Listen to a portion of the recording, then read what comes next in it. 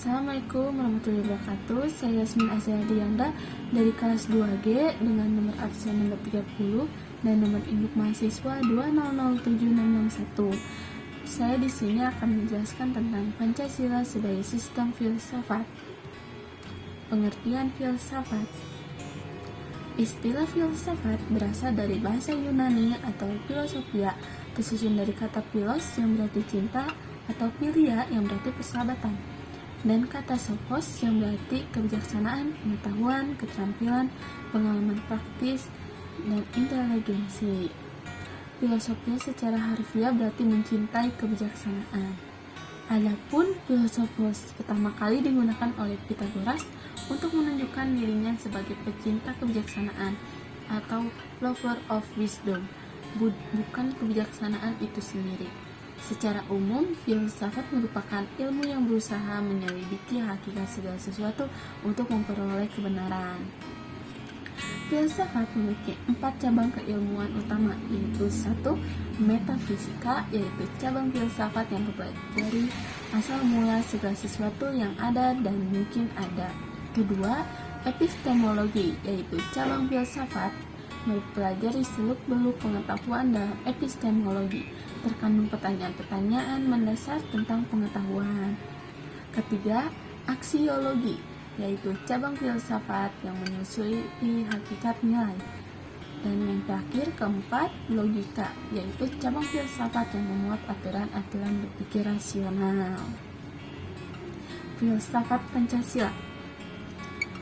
Filsafat Pancasila secara umum adalah hasil berpikir atau pemikiran yang mendalam sedalamnya dari bangsa Indonesia yang dianggap dipercaya dan diyakini sebagai kenyataan, norma-norma dan nilai-nilai yang benar, adil, bijaksana, dan paling sesuai dengan kehidupan dan kepribadian bangsa Indonesia.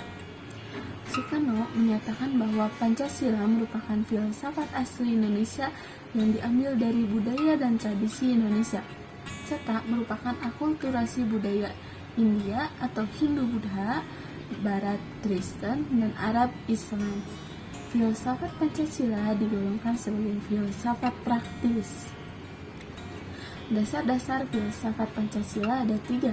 Yang pertama, dasar ontologis Pancasila, menunjukkan secara jelas bahwa Pancasila itu benar-benar ada dalam realitas dengan identitas dan entitas yang jelas.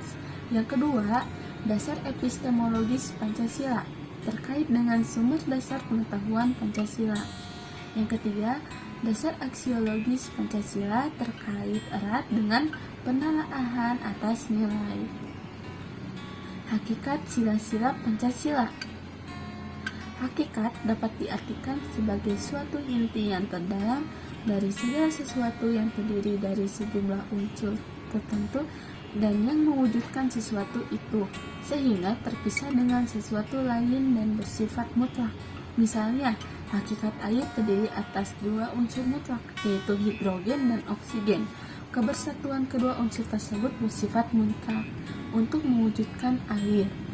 Pengertian kata hakikat dapat dipahami dalam 3 kategori, yaitu 1. Hakikat abstrak, yang disebut hakikat jenis atau umum, yang mengandung unsur-unsur yang sama, tetap, dan tidak berubah. Yang kedua, hakikat pribadi, sebagai hakikat yang memiliki sifat khusus, artinya terikat kepada barang sesuatu.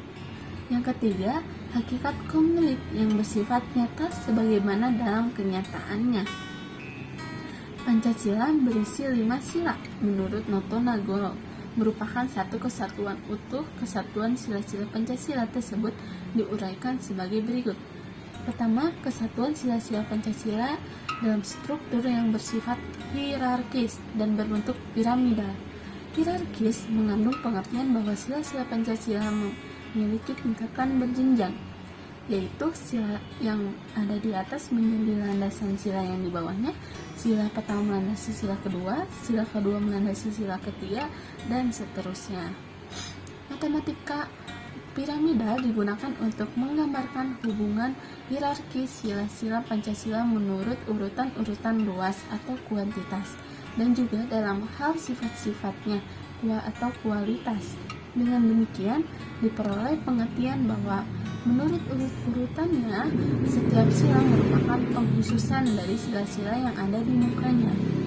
Kedua, hubungan kesatuan sila-sila Pancasila yang saling mengisi dan saling mengkualifikasi. Sila-sila Pancasila sebagai kesatuan dapat dirumuskan pula dalam hubungannya saling mengisi atau mengkualifikasi dalam kerangka hubungan hierarkis piramidal.